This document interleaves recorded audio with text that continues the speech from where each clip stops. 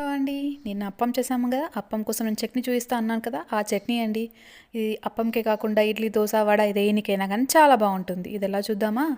ఒక మిక్సీ జార్లో నేను ఇలా వేయించుకొని పెట్టుకున్న పల్లీలు వేసుకున్నాను, కొద్దిగా కొబ్బరి ముక్క వేసుకున్నాను, ఎల్లిగడ్డ, జీలకర్ర, కొద్దిగా చింతపండు కూడా వేసేసి ఇప్పుడు టేస్ట్ పెంచడానికి కొత్తిమీర కూడా వేసేస్తున్నాను. మీకు ఎంత క్వాంటిటీలో కావాలంటే అంత వేసుకోండి. నేనైతే ఇంత వేసేసాను, కాడలతో సహా వేసేసానండి. పచ్చిదే వేసుకుంటే చాలా టేస్టీగా ఉంటుంది. వేయించుకోవాల్సిన అవసరం ఏమీ లేదు.